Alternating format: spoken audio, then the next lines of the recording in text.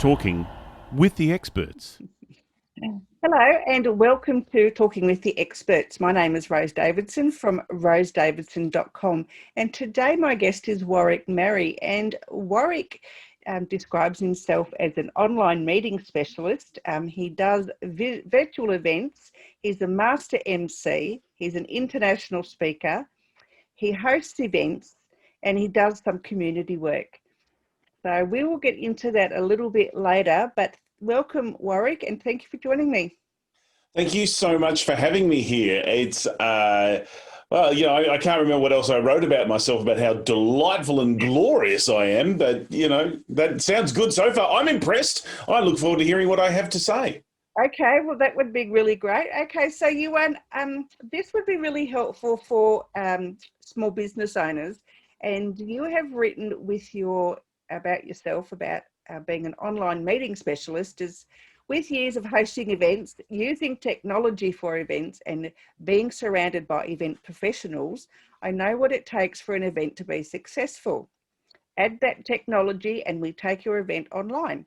So how can a small business leverage that? And that's a great question. And because for small business, I've got to be honest, as a small business person myself, you are so busy. And a lot of them, you start talking about, you should do some online stuff. And they're like, oh my God, it's like, I don't have time for that. I've got to learn the technology. And how do I do it? Take a deep breath. It's not that hard. So what you've first got to do is look at what is it that your clients want from you that you can deliver online. So, and sometimes it's not something that you're going to sell. It's something that's going to promote you just by talking about what you do. For example, if you're a plumber, you could give some basic plumbing tips, because let's face it, most people don't want to have to pay big money to have you come to the home to do a simple job they could do themselves. Let's just say they want something stuck in the plug and they just want to undo the plastic valve under. So you could just do a simple video series just using your phone. Like, you don't need whiz bang setup. You can just use your phone and just go, g'day, here, Pete from Pete's Plumbings. Here's a simple tip what to do when you think your drain's a bit blocked, and it could be as simple as that. You could be just looking at what are some basic things, because typically what happens is people are going to have a crack anyway. They're going to stuff it up and they go, I need a plumber. I'll call Pete. He knows what he's talking about. You might be an accounting business. So you could be talking about what are the key things that your clients or people want to know when it comes to tax returns, depreciation, what is legal and what is not legal to have as a tax deduction, when should you be charging GST, not. There is a lot of questions people have that they're too scared to ask. So you could be doing very simple things like that. And again, all you need is your phone. You could live stream it to Facebook, you could live stream it to YouTube, you could use there's some software out there, Restream.io can live stream it to multiple places at once. And the joy of live stream is no one expects it to be perfect. So you don't have to edit it afterwards. That's the joy of live stream. So you can just do it, and it doesn't have to be concise and structured. You can just waffle, and because it's a live stream, people get away with it, but it then stays there so people can search. So there are a couple of things that you could do to get some of your, as a small business, to get a bit of an online presence. Well, that was a really great explanation, Warwick. It was better. It's almost like I've explained this kind of thing many times. And the thing is, people get overwhelmed by the technology. Particularly if you're not too comfortable with computers, you can just go, oh, geez, that's just too hard. But it's like, it's really not that hard. And it only takes a couple of times to get the hang of it and you're away. Absolutely. Yeah, it took me, a little bit. I mean, I enjoy doing the podcasts. Live streaming still is like, doing a Facebook Live is, for me, is like, oh my God, I keep forgetting what I'm going to say, and I'll get, combobulated with thoughts, and my mouth goes off on a tangent and my brain's already engaging, and I just think, oh my God, it doesn't make any sense, but nobody really cares anyway. So your background is in IT, radio, theatre, events, podcasting and acting. I never knew that about you, Warwick. So there you go. I've learnt something today. So there is a vast background. I grew up in rural Victoria on a farm, went to university. After that, spent 10 years in an IT company. and then got into. I love the philosopher Kierkegaard, who said life has to be lived forward but understood backwards. And so when I look back, I was school captain, so every Monday I gave a speech on stage to the school. I was into amateur theatre and had a community radio show there for a while. So I learned a lot of the voice skills and the acting skills. I've been singing in choirs and stuff for the last 15 years. All my friends' 18th, 21st weddings, I've been hosting and emceeing those. I've done a bit of stand-up comedy. I've had a one-man show in the Fringe Festival here in Melbourne. So I've done a lot of these things, a lot of it for fun, but looking back, of course I was going to fall into facilitating larger events, be it face-to-face or online. Like all the skill sets were there, and the last probably, 5 or 7 years, I've been doing a lot of improvisation stuff with Impro Melbourne, who are a magnificent school to learn through. And so now during the lockdown, I've been doing some impro shows with some people just I met in New Zealand. So the show's based out of New Zealand and they have me along for a bit of fun. So it's amazing all these skill sets you get from things that aren't your core business, and they all somehow fold in. And now more than ever, people want that authenticity. What I'll say to some of my clients is when you're presenting, you have to be yourself magnified. And so it is about how do I project, it's true me, but it's a bit bigger. So there's a bit more gesticulation, a bit more variation in tone, sometimes a whisper, but it's still me. It's not I'm going to be a completely different person on stage, but then off stage, I'm really me. It's like, it's always me, but amplified, because people want authenticity. We're going to see it on your social media anyway. We're going to see it when we deal with you. If we go into a butcher and you're the butcher there, we're going to know what it's like to deal with you. So why would you not project that authenticity at all times? And that really makes a big difference. So a lot for me, some of those things that you've talked about, I pursued just for fun, yet I learned so much and could apply those skills elsewhere. Yeah, I agree with being authentic, whether you're online or offline. You have to, be who you are at all times. There's no point, faking it till you're making it. I hate that statement. I really, really hate it. You're either you or you're not you, and people just want to see you. They don't care about anything else. Now, I know that you are a master MC. I know I met you through a project in Adelaide through mutual friends of ours, and you hosted one of their webinars, and that was absolutely brilliant. And so I just had to get you on to find out what you're really like. Well, it's just me. I'm just a bit ridiculous at all points in time. Ask my wives; they'll tell you. Your wives. Well, I've had a couple. The last one's a keeper, though. I have no plans for any others. Well done for you. So tell me a little bit about your international speaking journey. So some of the international stuff has been, again, I've had the opportunity to speak overseas.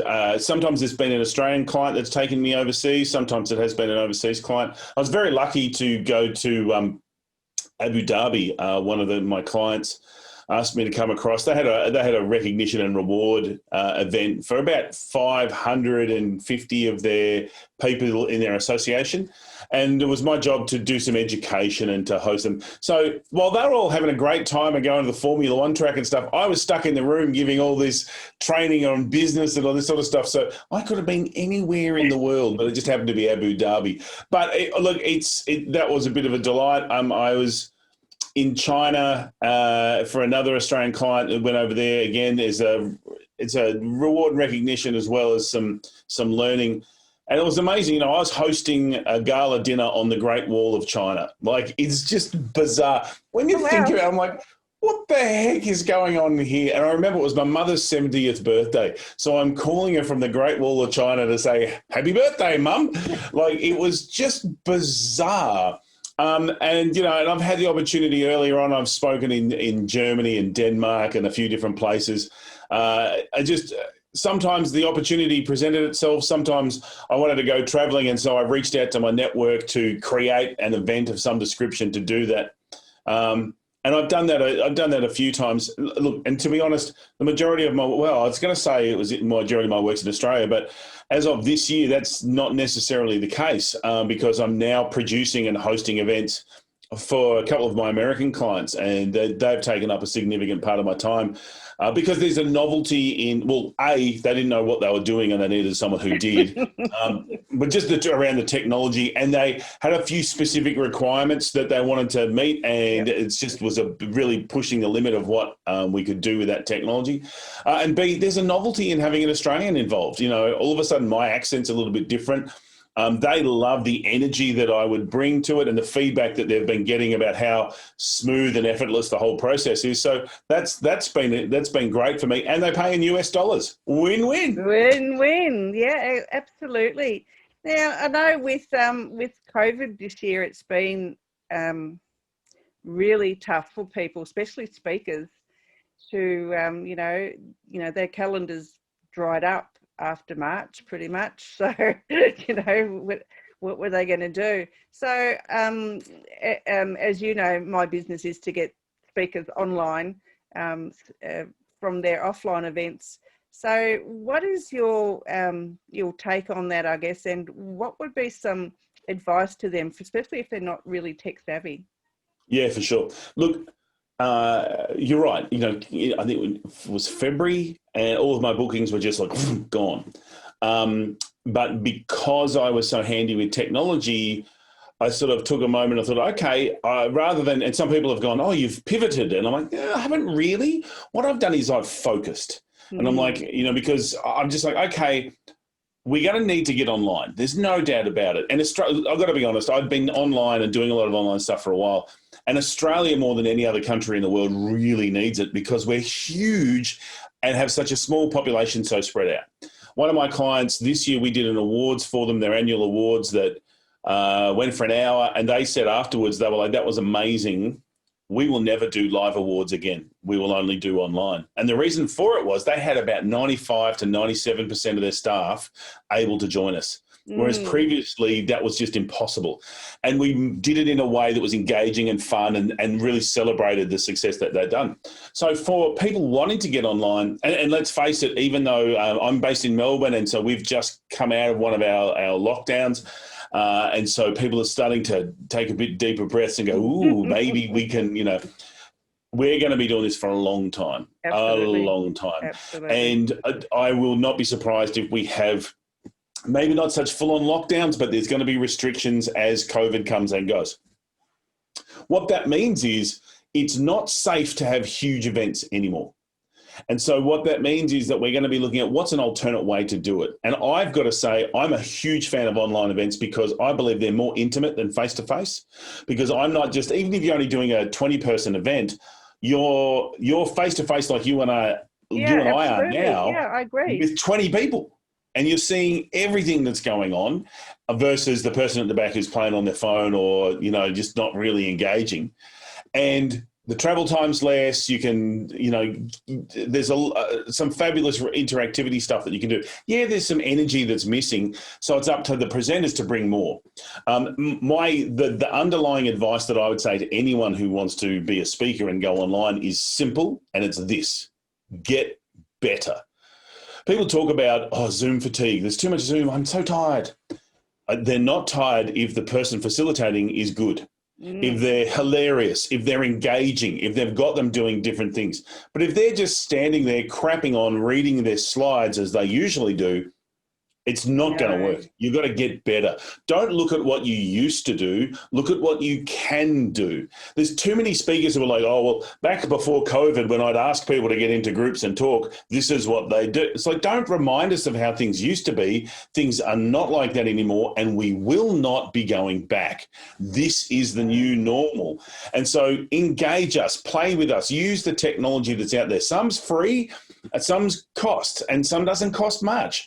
I'm a big fan of Jamboard. It's a really great thing that you can use to, it's like, when you put Post-it notes on a wall, well, you can do this virtually. It's part of Google. It's free.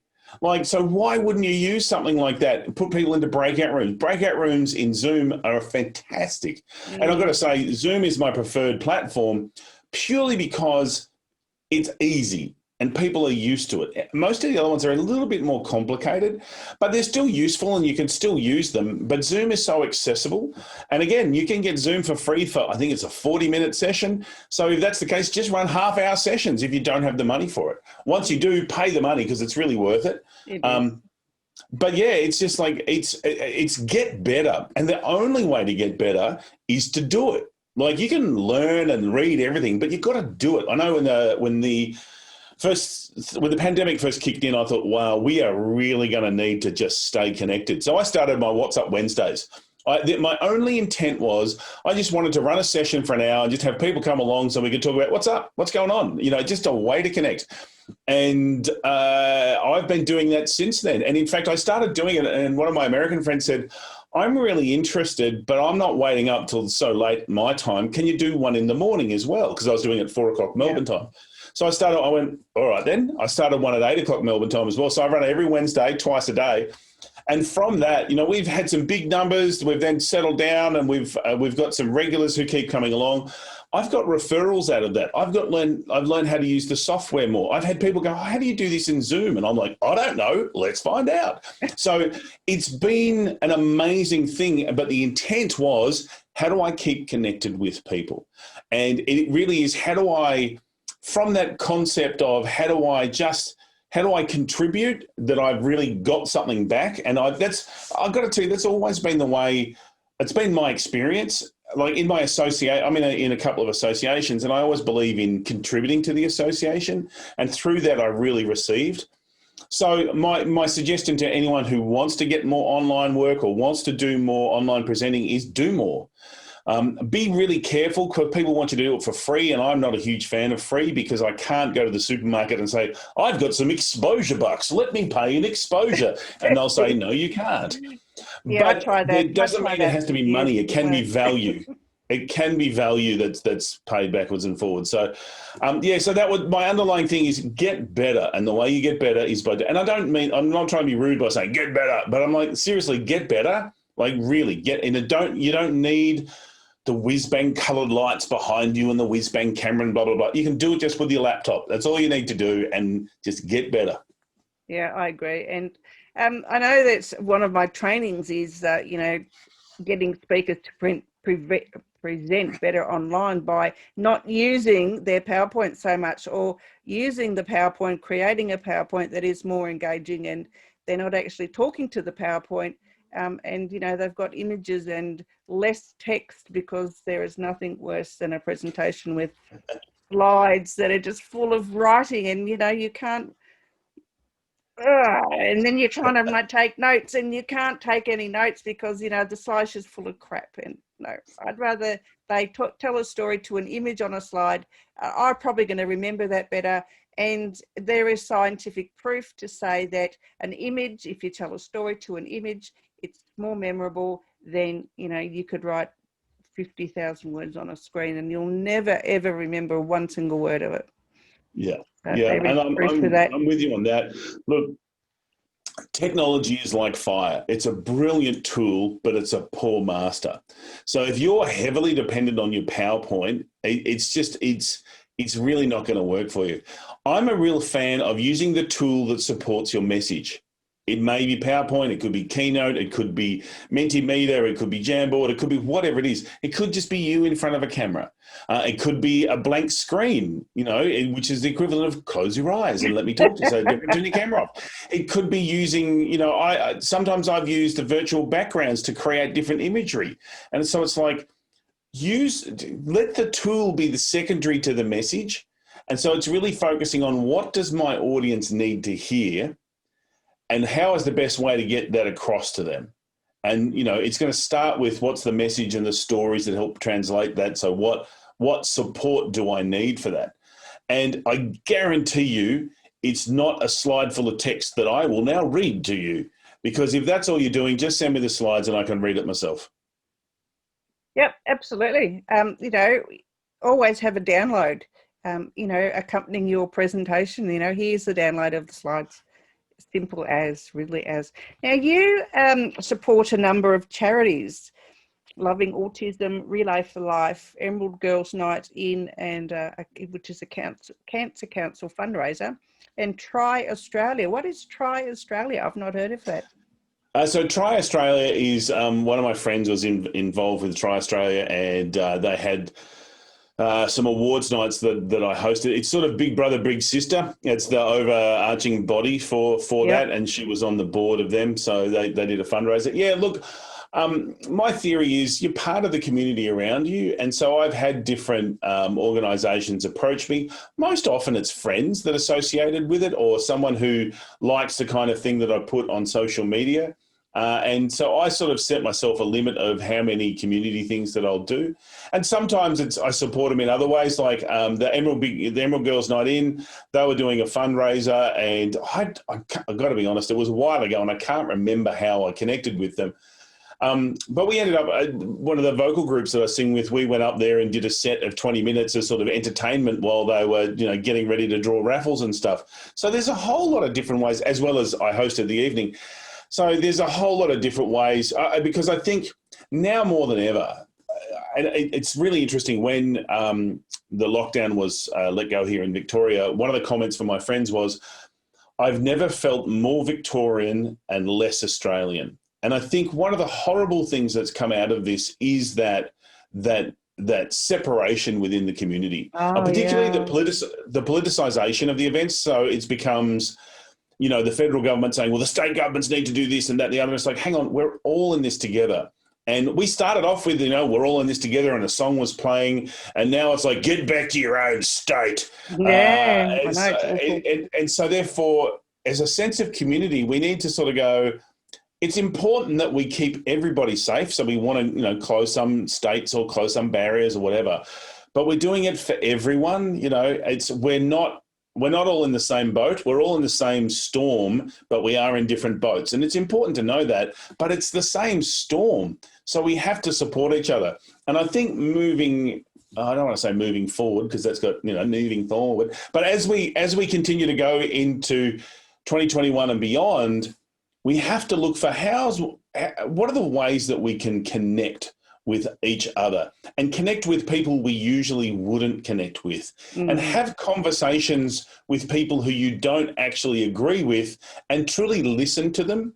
I think the politics that's going on in other countries that should lead as really good examples for us, because we're following some of that path of you're either for me or against me. And that's no way to live in a society. Whereas if we can learn from each other and go, you know what, I disagree with that, but you can go for it, just don't force it down my throat, but that's not my cup of tea. And we can talk about things, and we might choose to not talk about that, and that's okay. I think we really need to be connected. And again, getting events online and being an online presenter pro is really about how do we get better at connecting with people digitally, and how do we get better at staying connected. And, there's a lot of people in my friendship network who I really haven't physically spent time with at all, yet I know them well because I'm talking with them constantly. And they still would be considered dear friends. Yep. I think Jacinda Ardern should be running the world, to be honest. Well, look, again, I've had conversations with friends who live in New Zealand say it's really interesting. Outside New Zealand, everyone thinks she's amazing. Inside New Zealand, there's a lot of people who are not big fans. Now she's just won the recent election and she's done some amazing stuff, and she's had to deal with some huge tragedies. But economically, there are those who aren't big fans. But again, economics is not the be all and end all.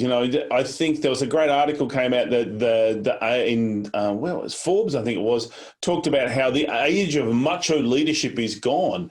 We need to have that, that caring consideration. And I think we need to be willing to have tough conversations. Our own Prime Minister of late has been turning his back on the opposition while they're speaking in Parliament. And I've got to tell you, that's not the kind of leadership. Yeah, that's not the kind of leadership I want. I want to have a leader who's prepared to listen to whatever is said to them. I'm a big fan of Gough Whitlam. Me too. Loved him. Mainly because the one-man show in the Fringe Festival I did was called Gough, and I portrayed Gough Whitlam. But but he has achieved a significant amount for this country by having these conversations and looking at a bigger plan and not getting caught into the party politics of what's best for the party, but really what's best for the people. And I often think some of our leaderships forget that, be it in our corporate world, our personal world, or in our government world, they lose sight of what they're there for. They're there for all the people. Not just for the select few that might be friends of theirs or donate money to them. Yeah, I've had conversations with other podcast guests along those lines about, a couple of our topics have been on leadership and management and what's the difference and, how you can become a better leader. And, our current world leaders, some of them really are very lacking in their leadership skills. They really I'm a huge fan of Angela Merkel. I think Angela Merkel does some amazing stuff. She's smart. Oh, my Lord, she is smart. And she has turned Germany into a caring powerhouse. And who would have thought that would ever happen? And even to a lot of Europe turned to Germany, and it's because of a lot of the work that she's done. So, look, it is possible, and it's interesting, the whole leadership and management. I'm a believer in lead first, manage second. You need both, but you need to lead first and manage second. Yep. And leading is like, going to the coalface, in my opinion. You don't expect your workers to come to you. You go to them. If they've got an issue, they should be able to, talk to you about it whilst you're on the factory floor or office floor or whatever floor, and they should know about you and you should know about them on a semi-personal level, and so that there is a connection. There has to be a connection between leader and worker. It has to happen, and it's not happening in corporate or government. So I don't know how we're going to make this any better. Anyway, tell me a little bit about Mood Swing. I didn't even realise you were a singer, Warwick. So I sing in a couple of groups. One's called Mood Swing, which is about 20 of us, and that's sort of a community choir. We've done different events around the place. Really challenging at the moment under COVID because singing is deadly. Singing is really dangerous because of all the aerosols it spits out into the world. So we've been doing our rehearsals online. I call it singing together alone. So we're all on the Zoom call, but we're all muted, and the choir mistress plays the track, and we sing along to it, but we're singing together alone. It's very half. It's hard, like it's sort of like being on a diet and looking at a yummy big dinner in front of you and not being able to eat it. It's like we're so close. But I've been with them. Oh man, it's been a long time. 15 years, I think it would be. Maybe long. Oh yeah, about 15 years. And it's a lot of fun, and singing to me is very meditative because you really have to be present, because you have to think about what's the note I'm singing, what am I listening for in my fellow singers, what's the word I've got to sing, what's the timing, and how is it all working. And for me, because I'm, let's just say, a slightly overpowering individual at times, I've got to learn to sing quietly, and I'm not very good at it. So and then a couple of years ago, I thought, I love singing with these guys, but I really want a challenge. I'd love to sing more, just have my own part. And I was fortunate, after a bit of searching, I found a quartet who said, come aboard. And so they're called the Ice Halos. And we did a big concert about this time last year. And we haven't sung at all. It just hasn't been okay this year. And so that's a bit hard. But that's singing in a quartet is like, it's just you. You're out there on stage, just you. And I love it. It's a whole lot of fun. There's part of my personality that does like this performance. And while I get some of that need met with my work, there is something about being creative and doing stuff just purely for the pleasure of it. And singing and being in harmony and creating something wonderful like that is just superb. And I really enjoy it. Yeah. All right. So any advice for any speakers or business owners on any of the things that we've actually discussed today?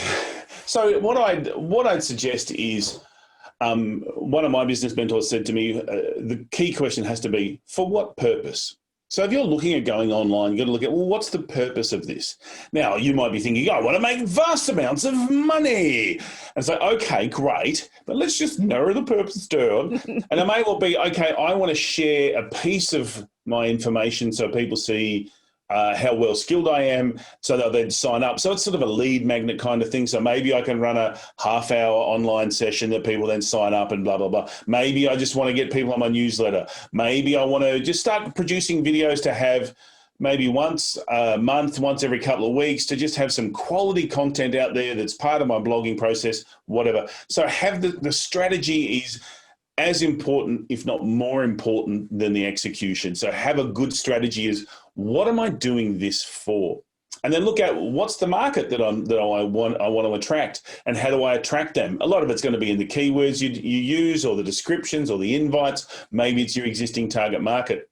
And then the third thing is to just do it, and don't get too worried about the production value, because I'm going to tell you, my first videos and my first audio recordings were absolutely poor compared to what I can do today. But that's because I've got better at it, and I've learnt some of the tips and tricks, and I've been fortunate enough, I've been very busy this year, and so I've had some more income come in so I could buy some better equipment. Don't get me wrong, I bought a really nice DSLR camera, but I bought it secondhand off eBay. So it's like you can still get some good stuff out there and not have to pay full price for it. And, with what I do, I've had to get a couple of extra computers. So I bought a really whiz-bang one for my day-to-day work, and a couple of secondhand ones to be just doing the basics that they have to do when I'm running a big event. So, you can do that kind of thing. But the underlying message really has to be get better and get started. To try something. And you can try it if you just want to do it. Get family on it. I've got some friends who do a Friday night trivia. They've been doing Friday night trivia using Zoom. And so you could do something like that, or a friends trivia, or a drink session, or a girls' night in, or whatever, and use that to build your skill set. Find a handful of people who want to get better at stuff, and just start playing and using, and don't be scared to break things, because that's how you learn. There's a ton of stuff on YouTube. It amazes me why some YouTube videos exist. But you'll see it out there about how to do weird and wonderful things. Yeah. And you're like, who would have thought, oh, yes, I need to show how to milk a goat with only your left hand, but it's going to be there. So there's plenty of guidance and advice out there. And I'm a member of a few different Facebook groups to do with remote speaking and online presenting. And, if you have questions, there's plenty of people out there who are willing to help.